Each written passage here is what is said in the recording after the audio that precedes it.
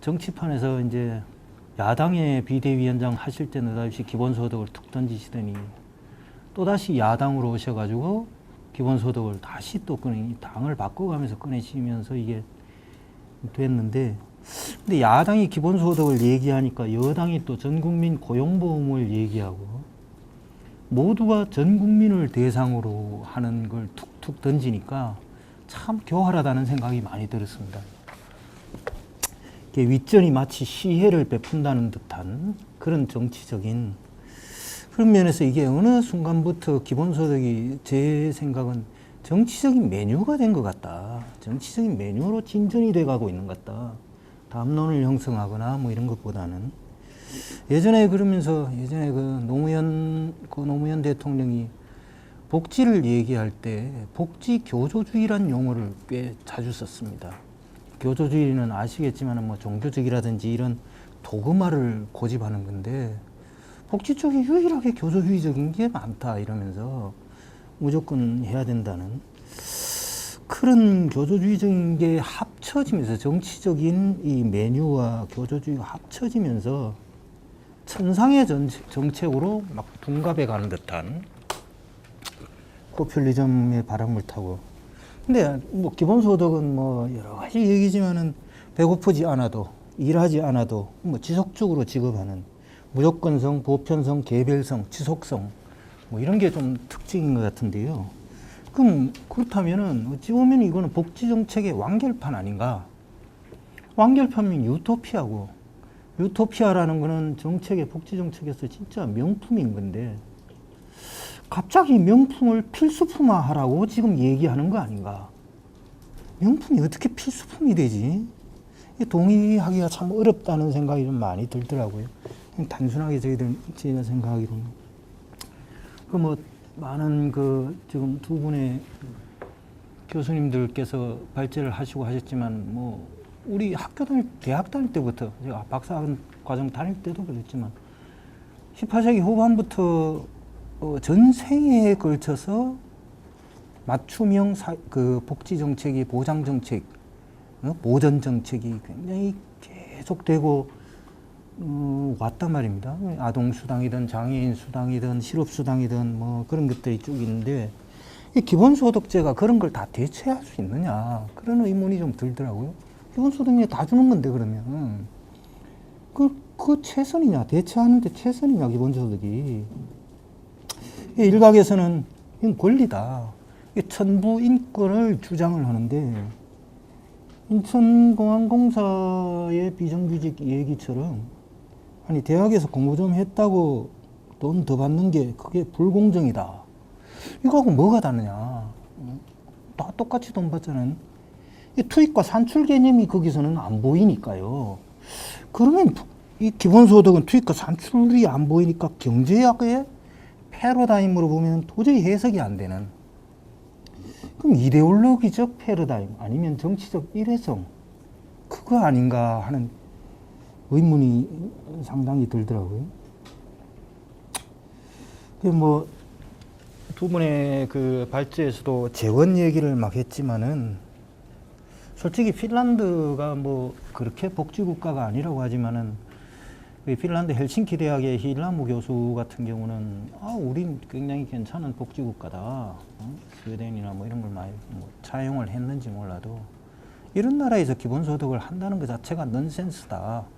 그러면서 그 기본소득의 결과를 분석을 했는데 여기 안상훈 교수님이 했는 데서 보면은 그 핀란드의 기본소득을 했더니 행복 정지는 있었지만 노동 유인은 없다 이랬는데 힐라무 교수가 분석한 거로는 행복 정지는 없다. 왜냐?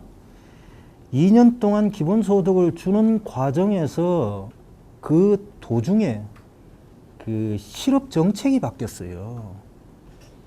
그래서 강력한 규제를 받게 돼 있어요.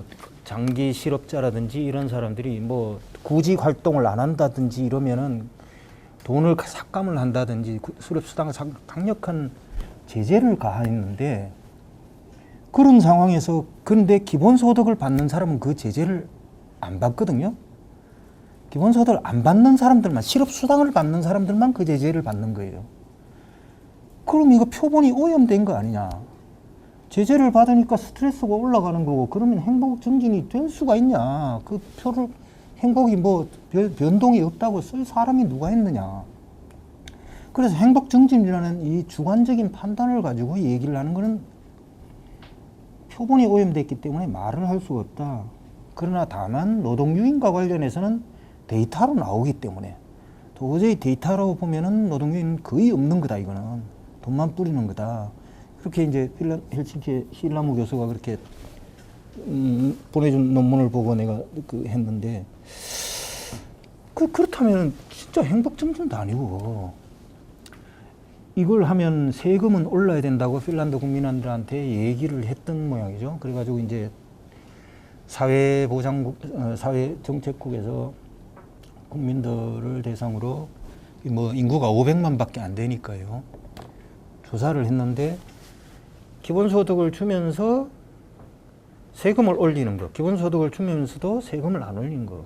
근데 기본소득을 주면서 세금을 올리게 되면 60%가 59.8%가 그건 옳지 않은 정책이다, 반대다, 이렇게 국민들이 답을 했더라고요.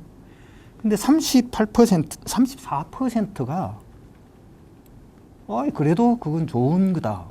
근데 이 34%가 뭐냐 하면 공교롭게도 김광도 교수님하고 저하고 그 북유럽에 같이 가셨을 때 애로 그 생산노총, 사무노총 뭐 이런 데 노조를 돌아다니고 또 산별 사용자 협의회도 돌아다니고 이렇게 했을 때 들었던 얘기하고 거의 공교롭게 수치가 비슷해요. 뭐냐? 꾀병을 부리고 일을 안 하고 때 되면 그냥 일터에 잘 안 나오는 그 수치에 근접하고 있다는 거죠. 그래서 북유럽에는 월요병이 그렇게 많다고 노총에서 그렇게 얘기를 합니다. 그게 우리도 골치 아파 죽겠다고 얘기를 해요. 애로 강성노조로 유명한데도 뭐냐, 그쪽은 내가 아프다고 얘기하면 뭐 그냥 그 진단서를 회사에 내거나 그런 게 아니라 전화 한 통만 따고 나 아파서 못 나가 하면 딱 끝나니까 월요일날 월요병 때문에 출근율이 그렇게 낮다는 겁니다. 공교롭게 이게 세금을 내도 돈 하는 그거 좀 비슷한 것 같아가지고 이게 또 연관성이 있는 거 아닌가. 뭐 학술적인 게 아니라 그냥 추정이, 기자로서는 그런데 추정이 되더라고요. 그러면 기본소득을 하는데 월 30만 원이면 180조? 50만 원이면 300조? 그럼 이게 효율이고 평등이냐? 오히려 그보다 더 적은 재원으로 취약계층의 그 결핍성을 덜어주는 게 그게 정말 맞는 거 아니냐? 뭐 그런 거는 우리가 많이 하지 않습니까? 독일 같은 경우에 뭐 지트도이체 자이퉁 보도에 며칠 전에 보니까는 취약계층에 있는 그 빈곤층에 연금을 400 몇십 유로를 이제 더 주는 그 법을 이제 통과시키고 했던데, 그런 식으로 포인트형 그게 낫지 않느냐. 현금 서비스, 현금으로 한다면, 사회 서비스 말씀을 하시는데 저도 사회 서비스 쪽이 진짜 공감이 가는 게, 스웨덴의 노조를 얘기를 하면 제가 이제 그 고용노동 이쪽이라서 스웨덴에 TCO라는 노총이 있습니다. 우리는 뭐 모든 직종이 다 노총으로 묶여 있지만 그쪽은 파트별 노총이거든요. 사무노총, 생산직 노총, 공무원 노총, 이렇게 노총이 껴 있는데 TCO라고 아마 들어보셨을 겁니다. 보기도 많이 보셨을 겁니다. 컴퓨터에 보시면요, TCO 2018, TCO 2009, TCO 2020 이런 게 붙어 있습니다. 그 TCO 마크가 없으면 수출이 안 돼요. 유럽으로도 수출이 안 됩니다. 그게 뭐냐면 노조가 하는 사회 서비스였는데요. 자꾸 이 근골격계가 자꾸 생기는 거예요. AI를 하고 뭐 이러면서. 그러니까 이 노조에서 그 연구를 하는 겁니다. 책상은 어떻게 하니까는 이게 근골격계가 들어오더라. 조금 굴곡을 넣고. 또 컴퓨터 같은 경우는 재생이 몇 년 정도가 되면 이게 사이클링이 썩는 사이클링이라든지 뭐 이런 게 되더라. 이런 그걸 표준을 노총 자체에서 만든 거예요. 그리고 산하노조에 개별기업 노조에 이제 이걸 준수해라. 노동자의 건강을 위해서 준수해라 하면서 그 서비스를 했는데 지식 서비스죠 뭐. 해보니까는 스웨덴 정부가 보니까 이게 꽤 괜찮으니까 정부에서 그걸 표준으로 채택을 했단 말입니다. 정부에서 표준을 채택했는데 3년 뒤에 EC에서 EU 집행위원회에서 그걸 의결을 해서 EU 표준으로 삼았어요.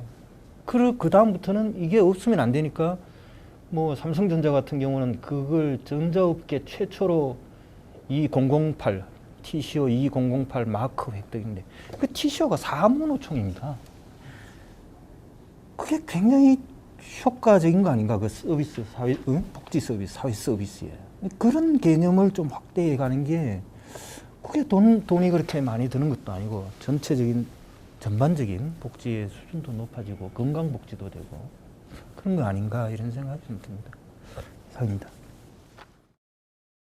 기본소득 자체도 굉장히 다양한 형태의 기본소득이라고 주장하는 기본소득과 유사한 개념의 뭐 다양한 그 주장들이 너무 많기 때문에 뭐 어떤 것에 대한 논의를 해야 되는 것인지 자체도 좀 모호한 것 같아요. 그렇지만 사실은 이제 원칙적 의미에 있어서의 기본소득은 우리 오늘 오셨지만 우리 이현재 대표가 지금 주장하고 있는 그런 그 랩 2050에서 말하는 그 정도의 이제 기본소득 월 30만 원 뭐씩 전 국민에게 매월 지급하는 그래서 한 180조 원 정도의 돈이 필요한 그 정도의 기본소득이 이제 좀 보편적 기본소득으로서 우리가 논의의 대상이 되는 것 같습니다.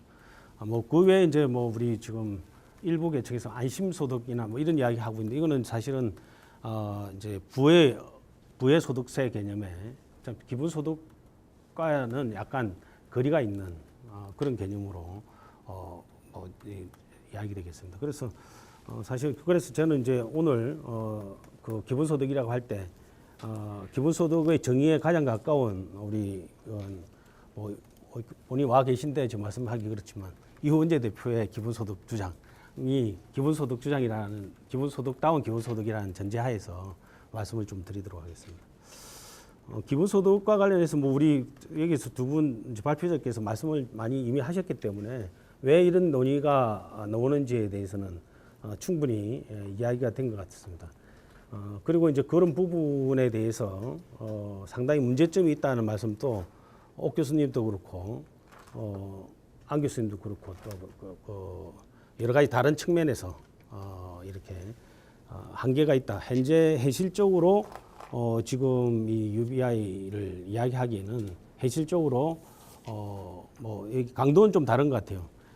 우리 한상훈 교수는 뭐 이제 기본소득이라는 개념 자체를 부정한다기보다는 지금 현실적으로는 사회 서비스가 보편적 사회 서비스를 하는 것이 더 시급한 상황인데 그것도 안 된 상태에서 지금 기본소득 논의하는 것이 단계적으로 맞지 않다 하는 말씀인 것 같고요.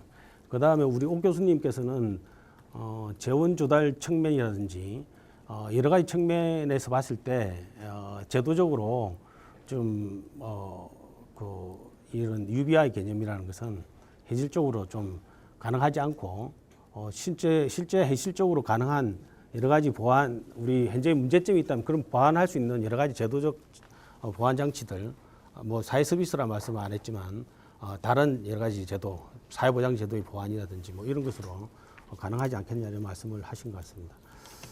저는 지금 UBI 개념을 저는 뭐 비교적 찬성하는 편입니다. 왜냐하면 저는 원래 기초연금을 주장했던 사람이기 때문에 기초연금의 보편적 기초연금, 현재 우리나라의 기초연금은 약간 변형된 기초연금이지만 원래 보편적 기초연금의 개념은 기본소득 개념하고 철학적으로 유사한 측면이 좀 있습니다.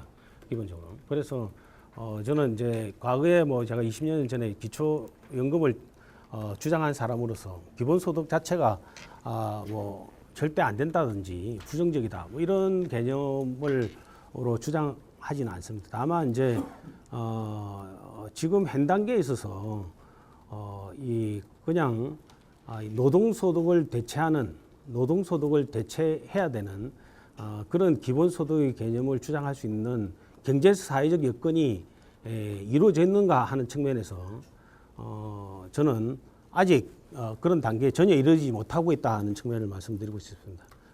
특히 이 기본소득이 우리나라는 사실은 복지국가가 어느 정도 진행되고는 있지만 아직은 개인주의, 사유재산제에 기초한 자유시장 경제 체제가 굉장히 중심인 그런 시스템을 가지고 운영하고 있는 나라입니다. 그런데 사실은 이 UBI 정도의 개념의 그 기본소득 개념은 기본적으로 사유재산제에 대한 사유재산이라는 개념이 자본주의의 골간이 되는 사유재산제를 부정하는 그런 개념이 기본적으로 기초가 하고 있고요. 그 다음에 더 심각한 것은 저는 아직은 노동소득이 굉장히 중요하다고 생각합니다. 노동소득의 가치, 노동의 가치에 대해서 사실은 부정적으로 보는 거예요. 예를 들면 노동이라는 것은 뭐 사실은 우리가 소득 획득 수단으로서 노동은 저는 현재 우리 자본주의 시장 경제 체제를 지향하고 있는 우리나라에서는 굉장히 중요한데 그것은 굉장히 나쁜 개념으로 보는 거죠. 나쁜 개념으로 보는 거죠. 사실은 그런 측면에서 우리 그 부분은 이제 우리 안 교수님도 말씀을 하셨는데 그런 측면에서 제가 기본소득을 주장하는 그런 사회가 도래 안 된 현재 상태에서는 그런 식으로까지 이야기할 단계가 전혀 되지 않다는 말씀을 드리고 싶고요. 특히 이제 그런 측면은 재원조달 측면에서 연결된다고 할 수 있겠습니다. 일반적으로 이제 재원조달하면 180조는 어떻게 조달할 거냐, 뭐 조세를 어떻게 하고 뭐 정세 어떻게 할 거냐 이렇게 이야기하지만 사실은 저는 뭐 우리 국가가 마음만 먹으면 우리 국민이 다 마음만 먹으면 저는 뭐 이 정도의 180조 정도는 조달하는 게 문제가 아니라고 생각합니다. 그런데 그 마음 먹는다는 이야기는 무엇인가 하면은 내가 그 기본소득이 필요하고 기본소득에 필요한 재원도 내가 세금으로 내겠다는 전 국민의 보편적 담세의식이 전 국민에 깔려 있어야 됩니다.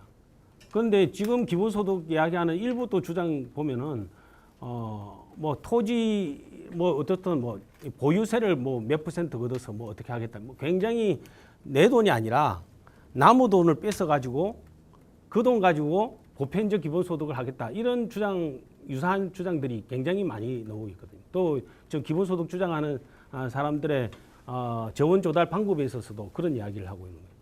그런데 이제 사실은 이제 중요한 것은 기본소득이 되려면 저는 기본적으로 온 국민이 공동체 의식이 굉장히 강해야 된다.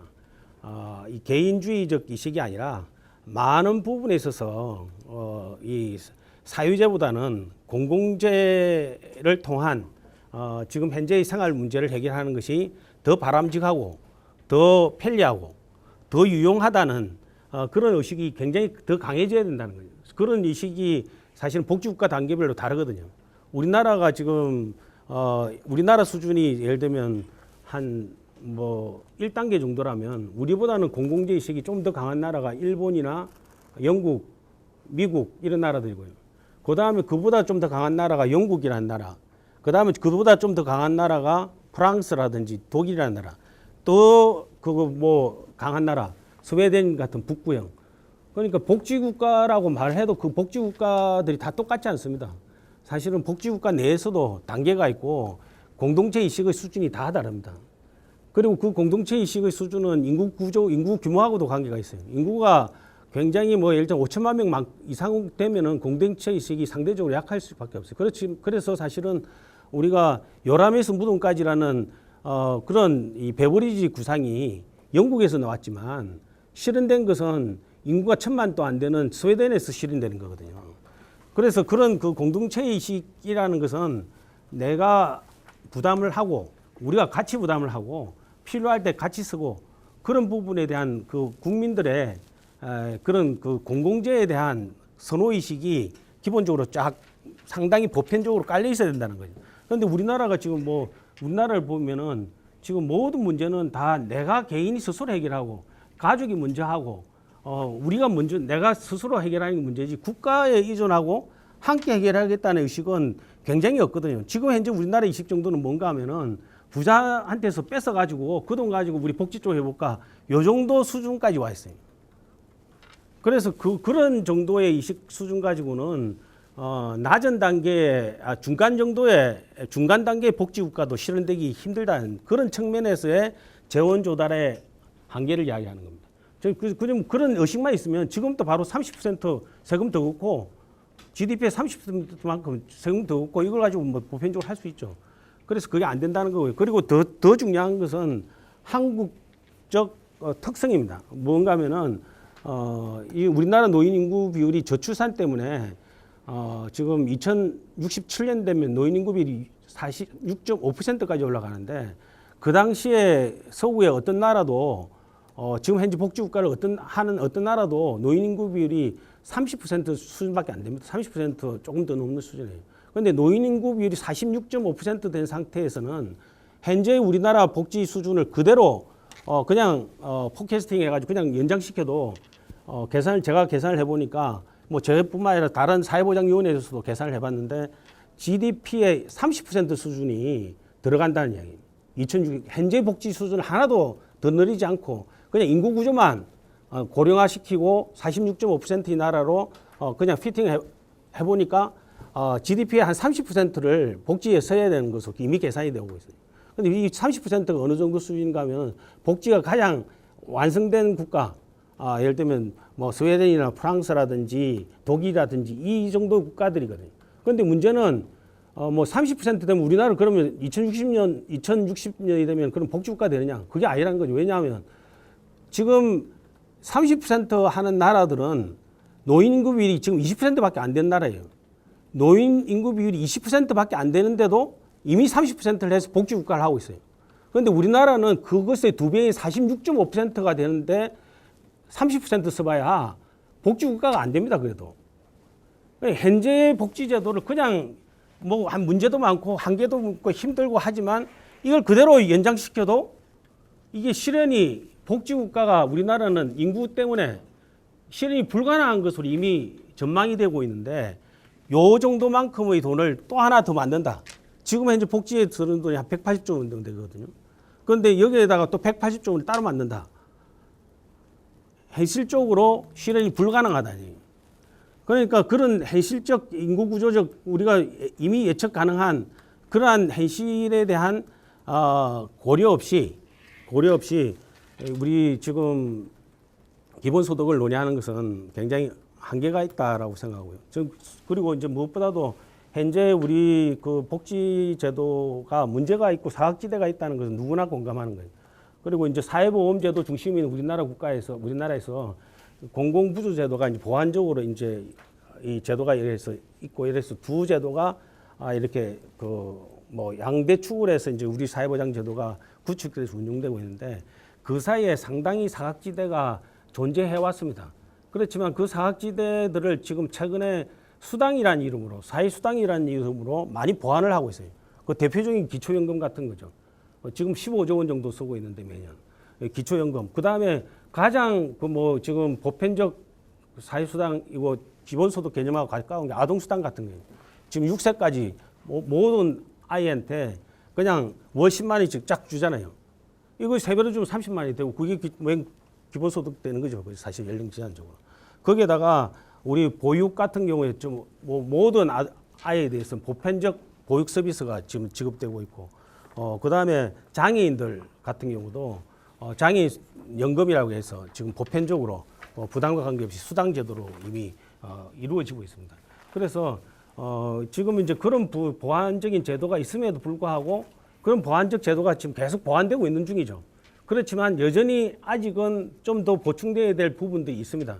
그런데 그런 부분에 대해서 찾아서 보충하고 좀 더 그 사각지대가 없는 제도로 이행하는 것이 현실적으로 우리가 해야 될 일이고 급한 일이지 사실은 현실에 유리돼 있는 그런 개념의 UBI를 우리나라에서 지금 논의할 수 있는 단계가 전혀 아니다 하는 말씀을 저도 말씀을 드리고 싶습니다. 감사합니다.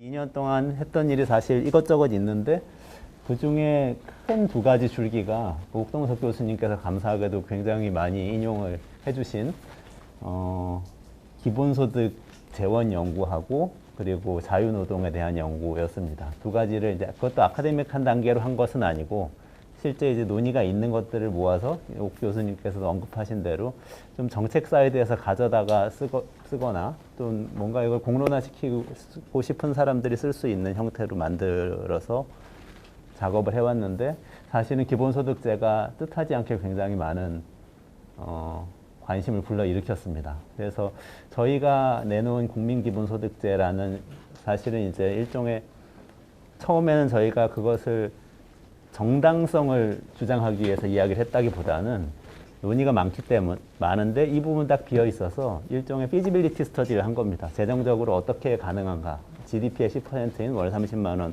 정도 수준을 놓고 한번 만들어 봤습니다. 그래서 이제 만들기 위해서 한 작업은 이제 저희들만 한 건 아니고 그동안 재정개혁 쪽에서 뭐 많이 이야기하신 분들 이야기를 다 모아가지고 그것들을 다 모아서 만들었습니다. 그래서 어떤 면에서는 옥 교수님께서 말씀하셨던 사실 이걸 다 모아놓고 기본소득 하지 말고 딴 거 해도 되는 거 아니냐 하신 말씀이 또 맞는 측면도 있습니다. 여러 가지를 모아놓은 거기 때문에 그래서 그런 정도 이제 작업을 해놓았고요. 그게 마무리됐던 게 작년 10월이었는데 지금은 그때하고의 온도차를 생각하면 정말 경천동시할 만한 온도차가 생긴 것 같습니다. 그때까지만 해도 얘기를 하면 뭐 관심 있는 분들은 당연히 그 안에서는 토론을 많이 하시지만 이렇게 제가 영광스럽게 남도구 기념사업회에서 하시는 토론에 와서 토론자로 참여할 수 있게 될 정도로 관심을 끌리라고는 생각하지는 못했습니다. 솔직히 말씀드리면. 그렇지만 이제 특히 이번에 재난지원금 지급하는 과정에서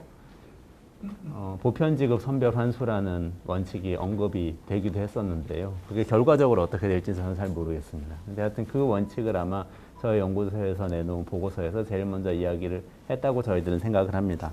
그 점을 중심으로 해서 이제 두 분 발제하신 선생님들의 이야기에 대해서 간략하게 말씀을 드리겠습니다. 10분간 얘기하면 된다고 말씀드리겠습니다. 네.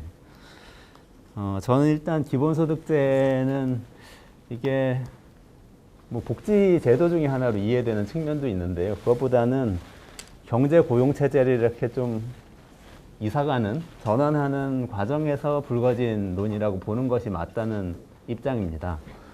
그거는 기본적으로는 그래서 저희가 자유노동 이야기도 한 거고요. 자유노동이라는 이제 터미널로지 쓰면서 일종의 좀 관심을 불러일으키려고 했었는데요.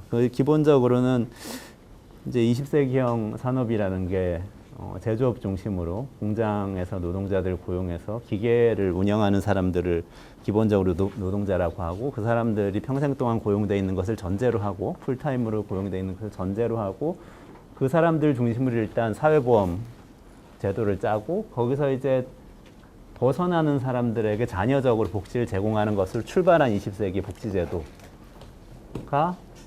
이제 좀 시효를 다하게 된 것 아닌가 하는 문제의식이 일단 기본적으로 있습니다. 그 점에서 이제 토론자 발표하신 선생님들하고 약간 의견이 다를 수도 있다는 생각이 듭니다만 어쨌든 그래서 이제 그 다른 체제로 넘어가는데 어떻게 넘어가는 거냐 그게 어떤 모습이냐 하면 그 대표적인 사례가 우리나라인 것 같습니다. 저는 우리나라가 좀 우연히도 아까 말씀드린 그 20세기형 고용체제가 완전히 자리를 잡기 전에 그러니까 제조업을 중심으로 한 국가임에도 불구하고 제조업 고용을 중심으로 완전 고용이 이루어지지 않은 상태에서 자영업을 이렇게까지 발전한 경제대국이 자영업 비중을 20% 이상까지 유지하면서 오게 된 우리나라가 어떻게 보면 뒤집어서 얘기하면 사실은 이 제조업 중심의 산업사회 때의 고용체제가 아니라 플랫폼 노동을 중심으로 한 사실 이제 근로계약을 맺지 않은 다양한 사람들이 일을 하게 되는 굉장히 복잡한 고용관계, 고용체제 의 모습을 띠게 됐다고 저는 생각합니다. 중간 단계를 사실 건너뛴 거죠. 말씀하셨던 독일이라든지 스웨덴이라든지 하는 단계는 우리는 가지 못한 상태에서 너무 빨리 기술혁명이 오고 제조업 생산성은 너무 빨리 발전하기 때문에 고용을 하지 않고도 이렇게 부가가치를 많이 낼 수 있게 되고 이게 지금 한꺼번에 진행되고 있는 게 아닌가 하는 생각이 듭니다. 그래서 현재 우리나라가 뭐 사실 얼핏 생각하면 정규직 중심 사회인 것 같은 생각이 들지만 실제로 숫자를 생각을 해보면 5천만 인구 아닙니까? 5천만 인구 중에서 취업자가 2,700만, 3천만 명 조금 안 되는데요. 그 중에서 자영업자가 600만 명이나 되고, 그럼 그걸 빼면은 사실은 노동자라고 임금 근로라는 것을 하는 사람이 2,100만인데, 그럼 5천만 중에서 40%밖에 안 되는데, 그 중에서도 통계청 기준으로 보더라도 비정규직이 30% 넘습니다. 그러면 비정규직도 뭐 종류는 다양합니다만, 사실은 통계를 보면은 연 소득이 100만 원, 200만 원, 300만 원, 400만 원, 500만 원 이런 분들도 꽤 있거든요. 그럼 이런 분들까지 다 노동자라고 부르면서 노동자들이 다 고용돼 있다고 얘기하는 건 좀 어색하기 때문에 사실상 다 빼고 저는 한 1,500만 명에서 2,000만 명 정도가 사실 노동자로 일을 하고 있고 나머지는 여러 가지 형태로 자영업을 하고 있거나 불안정 고용 상태에 있거나 아니면은 아까 또 돌봄 노동 언급을 하셨습니다만 전업주부로서 돌봄 활동을 하고 있거나 또는 이제 노인들의 경우에 독거 노인들의 경우에는 저는 좀 이렇게 해석을 하는데요. 일종의 자기 돌봄을 하는 거죠. 부부가 같이 살고 있을 경우에는 서로 간에 돌봄 노동을 하면서 사는 거고 한 사람이 아프면 다른 사람이 돌보고 뭐 자기가 혼자 아픈 건 뭐 어쨌든 뭐 자기가 새끼 밥 챙겨 먹으면서 살아야 되니까 이런 형태로 이제 운영되고 있는 게 아닌가 하는 생각이 들고 이런 기반이기 때문에 저는 어떻게 보면 한국에서 이번 코로나19 사태 이후에 긴급 재난지원금이라는 게 세계에서 사실 유일하죠. 유일하게 보편적으로 지급이 됐고 선별하지 않고 지급이 된 거죠. 그런데도 사람들이 큰 거부감 없이 받아들이는 게 아닌가. 이런 배경을 일단 두고 생각을 해보면 저는 이걸 이제 기본소득을 논의할 때 그러면 우리 현실에서 경제체제, 고용체제를 조금 더 예를 들면 이제 안상훈 교수님께서 말씀하신 것처럼 독일이나 스웨덴처럼 지금 더 그러면 근로계약을 맺는 임금 노동자들 체제를 강화하는 쪽으로 더 갈 거냐? 그럼 우리는 근대적인 체제가 완성이 안 됐기 때문에 더 밀고 갈 거냐? 그러면 그런 관점에 설 거냐? 아니면은 지금 우리 현실을 받아들이고 여기서 그냥 바로 플랫폼 경제가 지배하는 이 경제 체제로 가는 걸로 생각하자. 이렇게 갈 것인가에 대해서 일단 판단을 하는 문제가 있다고 저는 생각을 합니다. 근데 저는 전자로 가는 거는 사실 쉽지는 않다고 생각을 하는데요. 그거는 다른 것들을 다 수반하기 때문에 그렇죠. 독일이나 스웨덴에 높은 노조 조직률을 일단 받아들여야 되고요. 그럼 우리가 지금 노조 조직률이 한 10%밖에 안 되고 사실 상층부 노조는 대부분 고임금자들이 중심이 된 그런 이제 대형 사업장들의 노동조합들이거나 공공기관 노조들이거나 이런데 이들이 다 지금 뭐 아까 말씀드린 그 불안정 노동자들까지 다 조직해서 사회적 타협이 가능한 정도의 그런 체제를 가는 거는 저는 좀 쉽지 않겠다는 생각을 합니다. 여기서는 좀 의견이 다를 수도 있겠습니다만 그게 이제 독일과 스웨덴 모델로 가는 방법이다. 근데 그게 안 된다면 하고 생각할 때 이제 기본소득제 같은 걸 생각해 볼 수 있다고 생각합니다.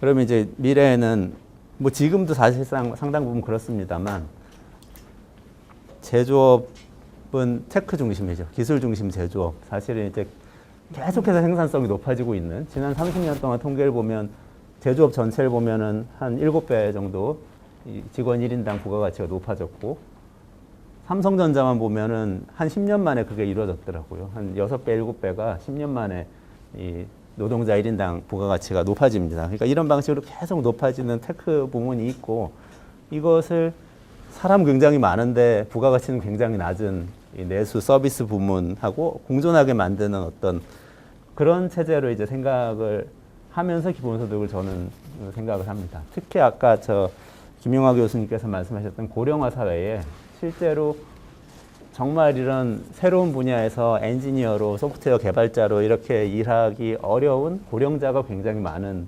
노동시장이고 이 사람들에게 다 연금으로 먹고 살라고 할 수가 없다면 부분적으로 국가가 아까 콤비임금이라는 표현도 좀 등장을 했었는데요. 뭐 제가 학술적으로 이게 정확한 건지 모르겠습니다만 부분적으로 노동을 하면서 고용된 상태이지만 소득이 불안정하거나 너무 낮은 분들이 계속해서 이 그래도 이렇게 소득을 예측하면서 살아갈 수 있게 만들어주는 제도로서 기본소득제를 생각해 볼 수도 있지 않나라고 저는 일단 생각을 합니다. 그런 면에서 이제 옥 교수님과 안 교수님께서 말씀하신 것 중에 이제 몇 가지 뭐 이건 질문일 수도 있고 반론일 수도 있고 몇 가지 제 떠오른 생각들을 말씀을 드리고 마무리를 하겠습니다.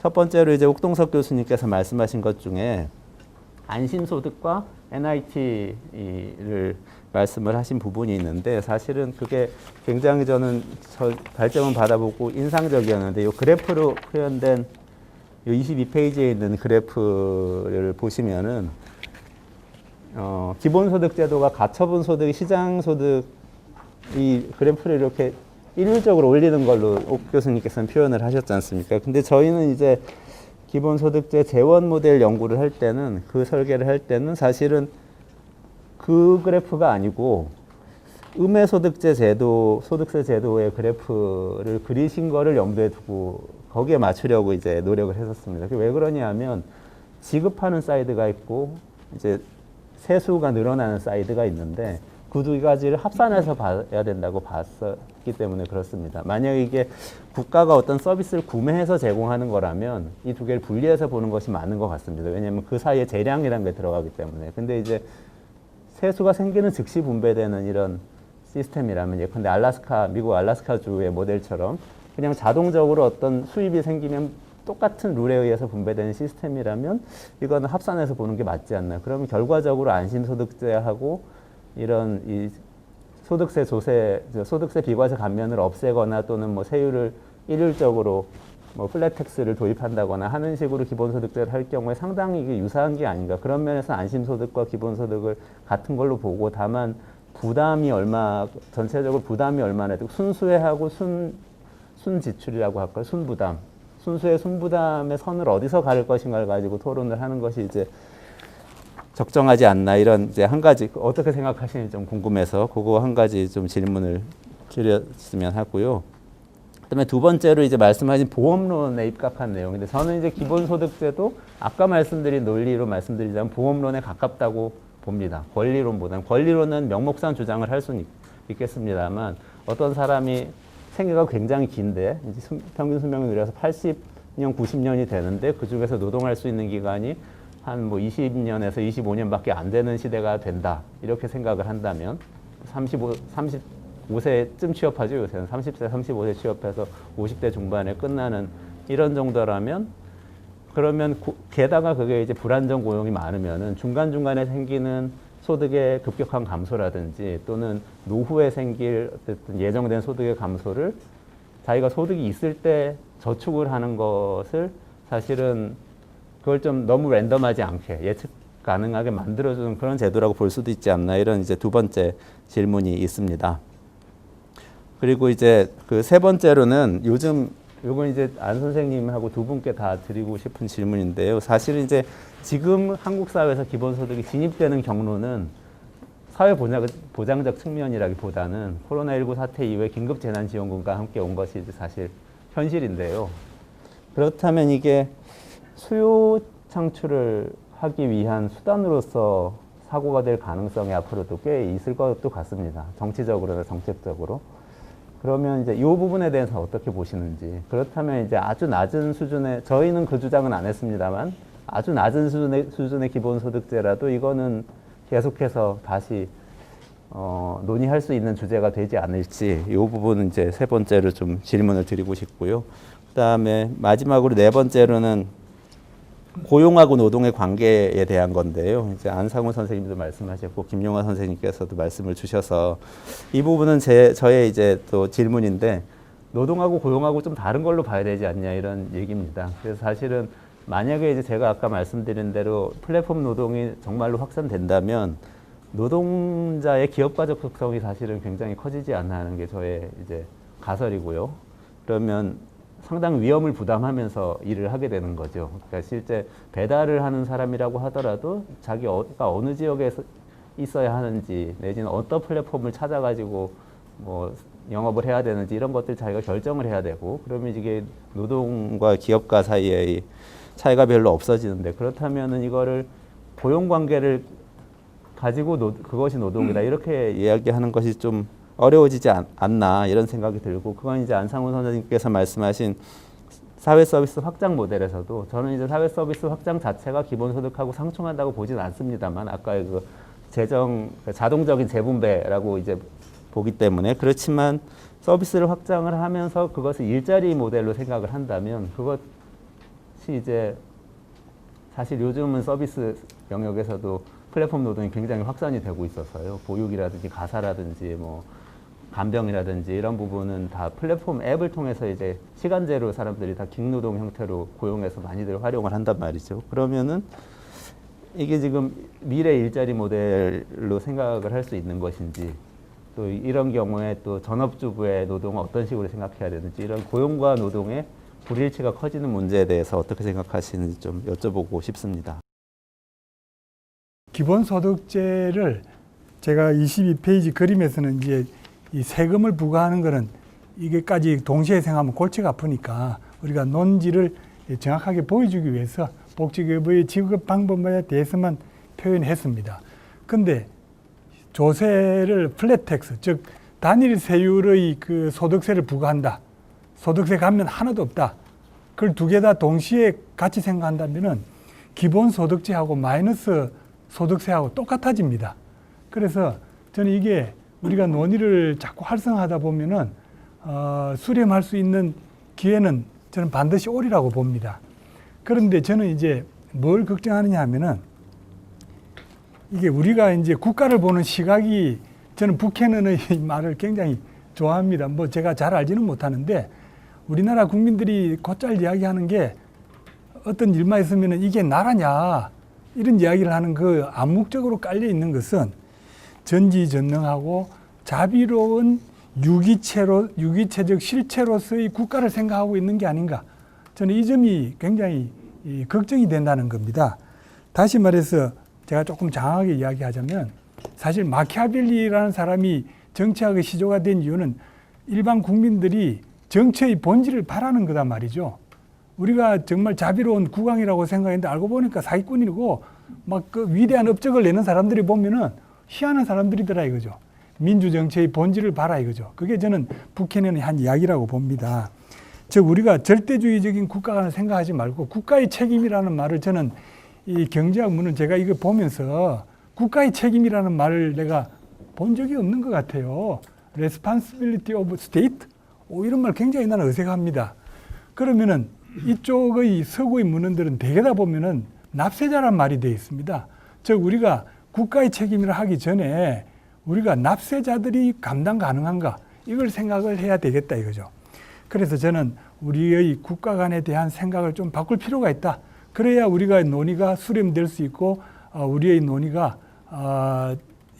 오버하지 않고 할 수 있다, 이런 생각이 듭니다. 그 중에 하나로서 재정제도에 대한 겁니다. 사실 우리가 재정제도에 보면은 이것도 부캐넌의 이야기인데요. 우리가 일반 회계는 다 좋다고 봐요.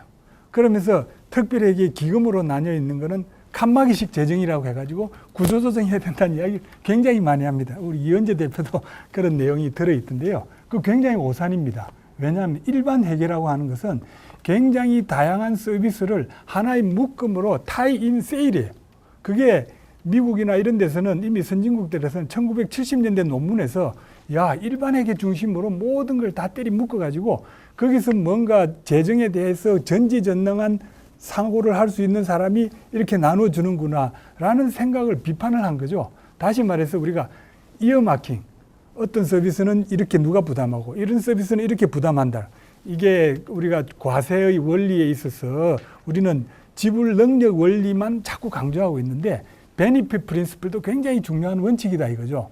저는 그런 측면에서 복지 구조조정, 저는 이번에 기본소득 하면서 기본소득 이야기를 하는 많은 사람들이 재원으로서 소득세 감면을 폐지하자, 저는 굉장히 딱이라고 봅니다. 왜? 저는 경험이 있거든요. 우리 다들 경험 있지 않습니까? 과거에 박근혜 정부 때 소득공제를 세액공제로 바꿔가자고 뭐 일반 근로자들에게 뭐 한 달에 10,000원 정도는 더 부담해도 되지 않겠습니까? 이런 이야기를 청와대 수석이 이야기해가지고 뭐 속된 말로 개박살이 나지 않았습니까? 저는 그러면서 그 결과가 뭡니까? 소득세의 절반 정도는 아무도 안 내고 있다는 거죠. 물론 부가가치세는 내고 있습니다만은. 저는 저기서 무슨 얘기를 하려고 하느냐 하면은 기본소득세를 이야기하려면은 우리가 어떤 부담을 지어야 하는지를 우리 국민들이 느낄 수 있게 만들어야 된다 이거죠. 그래서 우리가 pay as you go 원칙이라는 게 있지 않습니까? 다시 말해서 뭔가 의무 지출을 하나 늘리면은 의무 지출 다른 건 뭔가 줄일 이런 트레이드 오프 관계를 항상 명심해 두면서 종합적으로 생각할 수 있어야 되는데 우리가 지금 그런 논의가 안 돼 있다는 생각이 든다 이런 이야기입니다. 그래서 저는 그런 점을 강조하고 싶고요. 그 다음에 이제 장기 재정 전망 우리 김용하 교수도 이야기했는데 항상 우리 2060년을 내다보면서 판단을 좀 해보자 이런 이야기입니다. 미래 세대를 생각하면서 그래서 우리 기본소득제 논의에서 보면은 장래에 대한 이야기는 다 빠져 있습니다. 그래서 우리도 이거 보충해야 된다. 그 다음에 이제 사회 서비스 부분도 저는 좋은 이야기라고 봅니다. 이게 바로 애킨슨이 이야기한 이게 참여소득을 이야기하는 거구나. 저는 최근에 오스트리안 학파의 시각을 굉장히 중시하는 것 중에 하나가 뭐가 있냐면은 사람이 우리가 무차별 곡선 분석을 하면은 현금으로 주는 게 현물로 주는 것보다 훨씬 더 좋다. 이런 결론이 과연 맞는 것인가? 무차별 곡선의 분석이 굉장히 그 전제가 되는 것이 많은 이 비현실적인 게 많은데 그런 측면에서 봤을 때 저는 사회 서비스를 통해서 뭔가 복지를 한다는 것도 굉장히 중요한 의미를 가지고 있다라고 생각을 합니다.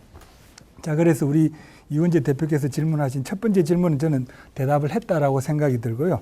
안심소득제 이게 보면은 결국은 조세하고 같이 생각하면은 그건 다 아시지 않겠어요, 그죠? 이게 뭐 플랫 텍스를 했다가 이렇게 줘버리니까 똑같이 줘버리니까 다 같은 이야기가 돼버리니까 뭔가 논의의 방향이 잡힐 수 있다. 그렇지만 굉장히 저는 먼 길이라고 봅니다. 그리고 기본소득도 보험이냐 권리냐 저는 이 문제에 있어서 저는 우리가 권리라고 이야기하는 것이 우리 걸핏하면은 교통권, 무슨 권리를 너무나 많은 사람들이 너무나 쉽게 이야기하고 있고 그 권리의 그 부작용, 권리의 권리는 누군가의 의무를 부여하는 건데 이 부분을 우리가 균형 있게 생각하고 그러다 보면 사회 계약이라는 형태로 자꾸 생각을 바꿔야 된다. 그런 면에서 뭐 이야기를 했는데 뭔가 하여간 그 부분 앞으로 더 논의의 가능성이 있다고 봐지고 우리 이현재 대표 얘기도 저는 상당히 수긍하는 면이 있습니다. 총수요 창출 기능과 관련해 가지고는요. 기본소득제는 어떻게 보면은 이 경기 변동이 자동 안정화 기능이 전혀 없습니다. 무조건 주니까 불황이 돼도 똑같이 주고 그럼 이 문제가 있는 거 아닌가? 그리고 또 같은 이 빚금친 면적 재원 조달을 이걸 주로 빈곤층에 주게 되면은 총수요 창출 효과는 마찬가지 아닌가?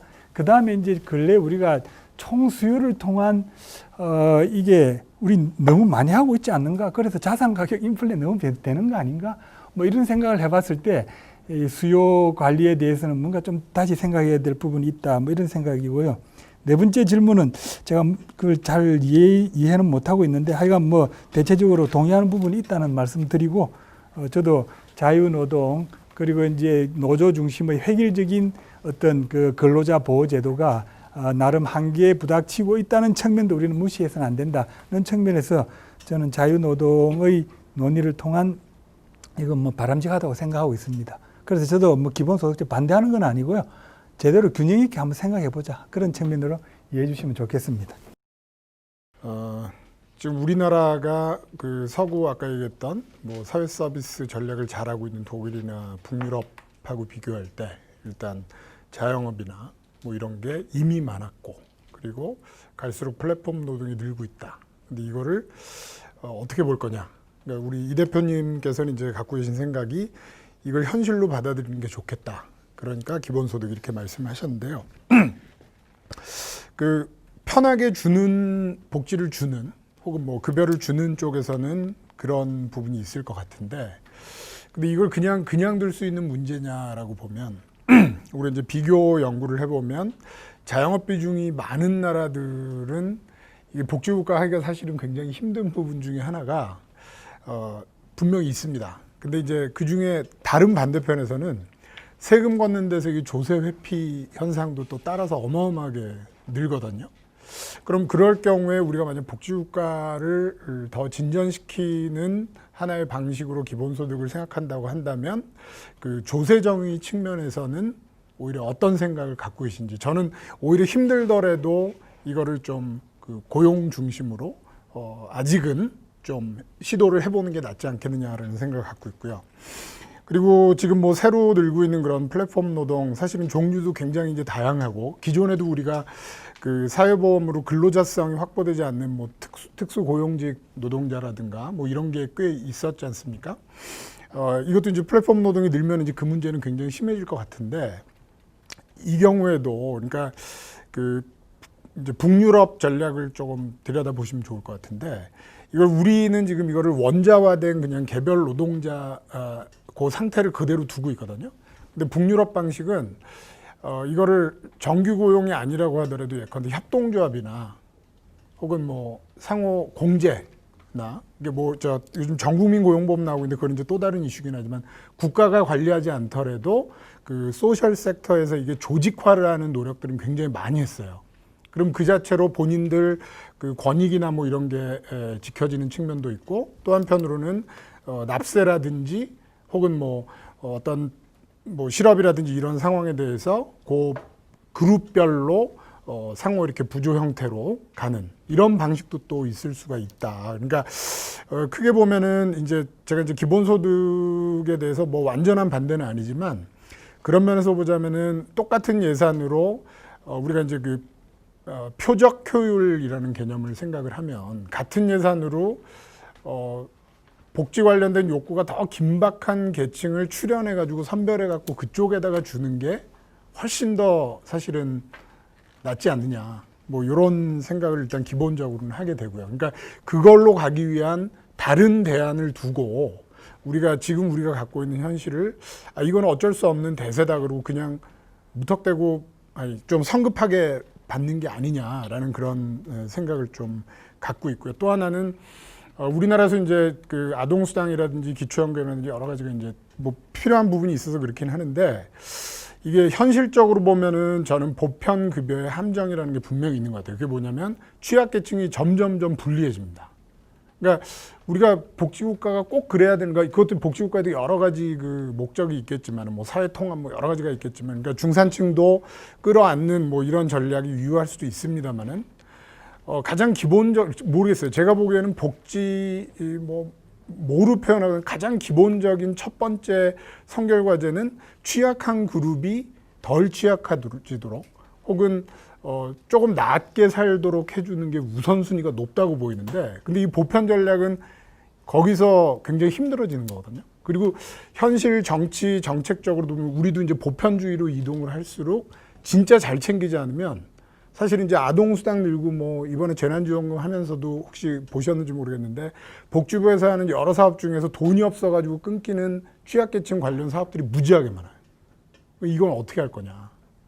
이런 현상이 더 강화되는 것보다는 오히려 굉장히 이상적이긴 하지만 오히려 현실적으로 본다면은 이 표적 효율성이 높은 이 선별주의적인 처방이 오히려 더 우선돼야 되지 않을까 뭐 그런 생각을 좀 갖고 있습니다.